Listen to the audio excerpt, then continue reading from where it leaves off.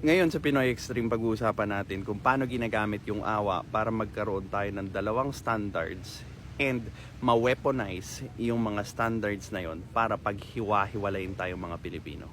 Well, this is Pinoy Extreme. Let's do this! This is Pinoy Extreme. I'd like to thank Patman dito sa observation niya. Sabi niya, still looking pa boss, but I think walang comment sila doon sa mga bulok na jeep. Pero boss, 2 million yung jeep na gustong government para sa modernization. May kilala ako na jeepney driver, kumikita ng 5K pero meron din 1.5 per day. At may mga anak o pamilya ito boss. Gusto mo mag-modernize sila, baka di nila kayanin. And that's the same standards that we could also apply doon sa malalaking businesses. There will come a point that they will break dahil sa mga demands ng mga tao na hindi naman makatotohanan. So, bakit pag in-apply siya sa jeepney driver, which is also a form of business, awang-awa tayo na baka walang ipambili ng jeep yung mga mahihirap na small operators lang. Pero hindi tayo natatakot na ipataw yung ganong kabigat na sanction doon sa malalaking kumpanya. Well, siguro ang pinakamadaling explanation na doon is unang-una, walang idea yung Pilipino. Ganito kasi yan. Masyado tayong nalunod doon sa knowledge na superficial, na tipong nakuha natin yun through stories or public kwentuhan.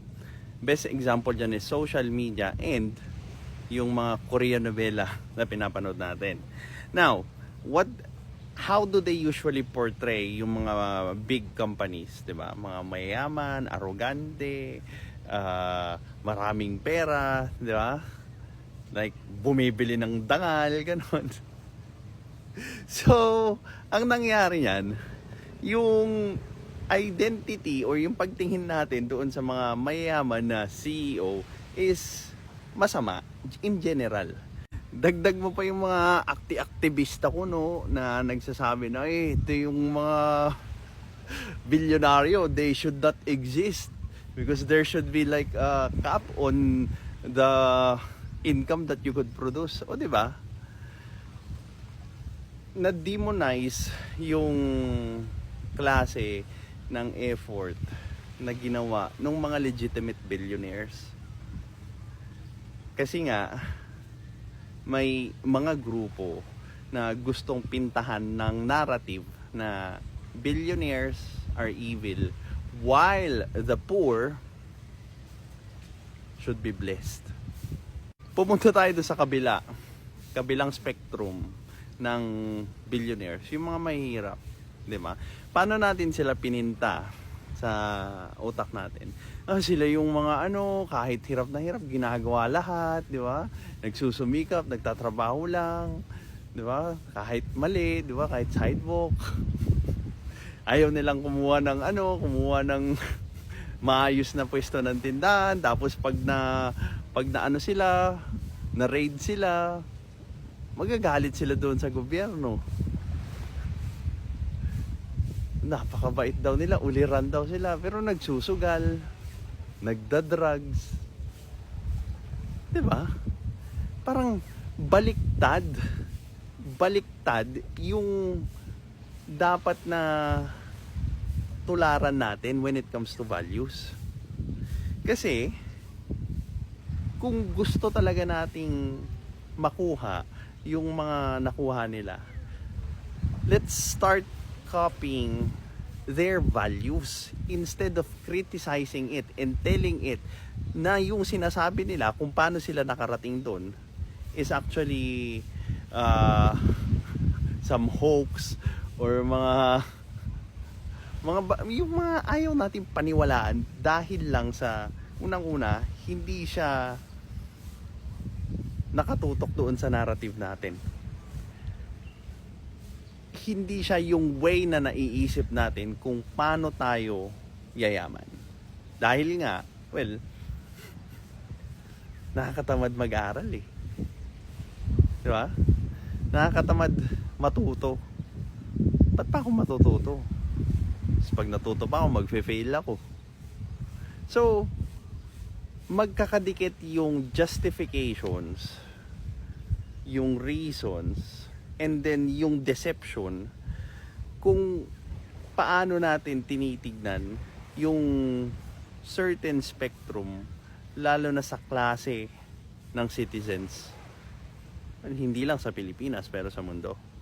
Kaya ang ending, yung mga grupo, uy, kawaan nyo to kasi mahirap to. Kawaan nyo to dahil yung mga mahihirap, ano yan, very virtuous yan. Nagsusumikap yan. Di ba? Hindi nagda-drugs yan, hindi naglalasing yan, hindi sugarol yan. So, na-immortalize yung tingin natin na values ng mga mahirap kahit karamihan naman talaga sa kanila. Kaya sila mahirap dahil na rin sa mga poor choices nila. Nagda-drugs, inom ng inom, yosi, bisyo. Kaya pag umabot na doon sa punto nagkasakit sila, tapos hindi naman makahabol yung income nila para magamot yung mga sakit nila, sasabihin nila kasalanan ng iba. 'Di ba? The point is, for the poor Filipinos, they should learn to do with what they have. Ang problema kasi, wala na nga sila, sige pa rin sila ng sige. 'Di ba? Kaya ang ending, pag napunta sila sa alanganin, papa-bail out sila. Either sa, unang-una sa pamilya nila, pangalawa sa barkada, hanggang sa sisihin na nila yung gobyerno. Now, let us not be stupid here.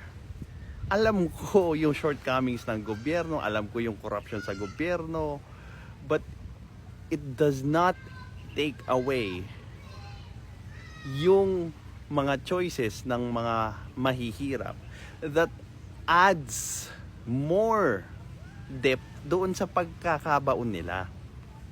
Gets nyo ba? So, unless you change something,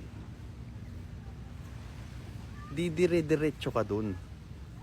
And, okay, fine, pumunta tayo doon sa favorite solution. Di ba, responsibilidad ng gobyerno. Okay, fine, I agree with that.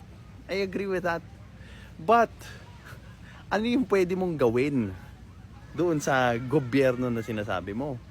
Pwede kang bumoto. Pag minalas-malas pa yung kandidato mo, hindi rin mauupo. So what now? Buong 6 years ka magrereklamo? See? Let's do with what we have. And let's start with the actions that we have control over. Well, this is Pinoy Extreme. Have a good day.